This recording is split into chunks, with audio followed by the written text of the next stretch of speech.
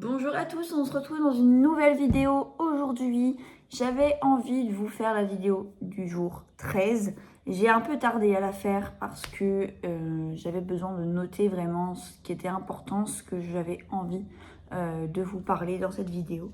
Et aujourd'hui, on va parler d'hypersensibilité parce que c'est quelque chose qui joue beaucoup dans mon quotidien et c'est vraiment très compliqué quand on est hypersensible.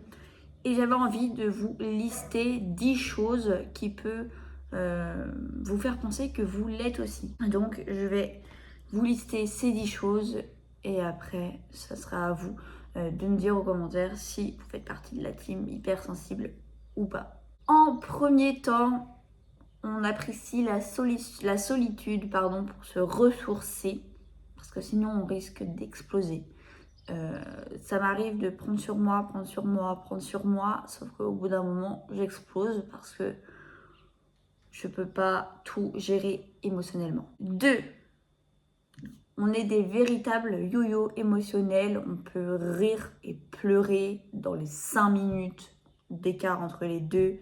C'est quelque chose de très très très chiant. Et ça arrive que parfois on dise des choses qui sont très méchantes, très blessantes pendant ces crises-là, pendant ces changements d'humeur. 3. On culpabilise à chaque fois qu'on dit non à quelqu'un pour peu importe ce que ça peut être. Ça nous arrive de penser et de dire mince, j'aurais dû dire oui, ou l'inverse, ou je sais pas pourquoi j'ai dit non, mais peut-être que j'ai bien fait. On se pose beaucoup de questions. 4. On part au quart de tour. Et ça m'arrive souvent. Dès qu'il y a quelque chose que je prends comme une attaque, je vais attaquer. Voilà.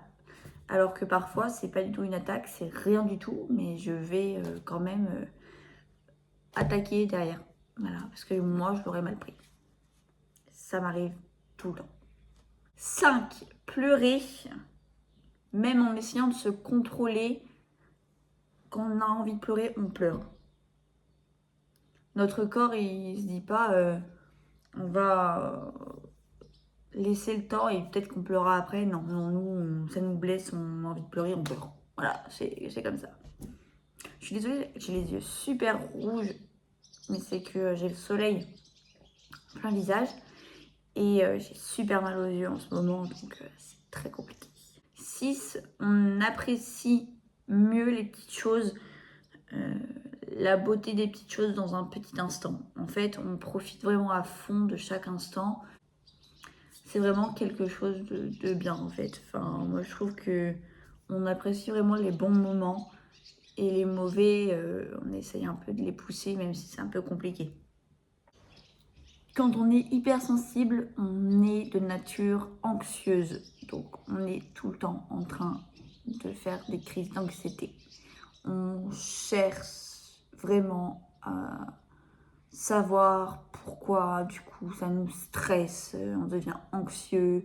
C'est vraiment pas quelque chose de cool, mais c'est un des points les plus importants quand on est hypersensible. Un truc qui m'arrive tout le temps parce que je suis comme ça et que du coup, c'est vraiment du moi. Je donne toujours plus que ce que je reçois des gens.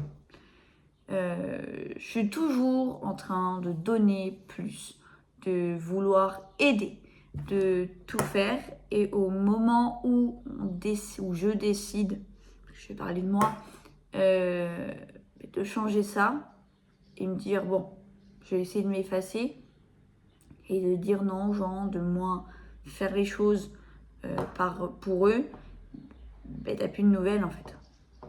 Il y a beaucoup de personnes qui sont comme ça. Si tu n'envoies pas de message, si tu ne vas plus les voir, eux ne le font pas non plus. Et après, ils disent que c'est ta faute. Voilà. En 9, on a toujours l'impression de réfléchir tout le temps.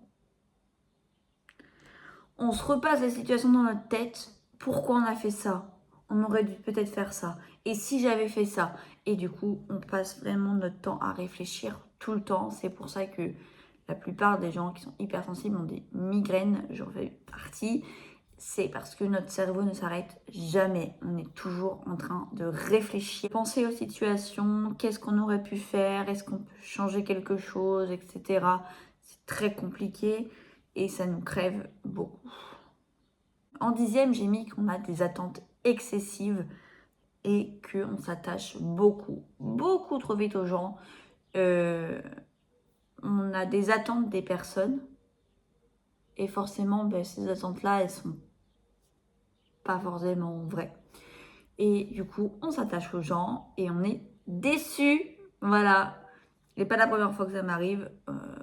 Ça m'est arrivé énormément de fois.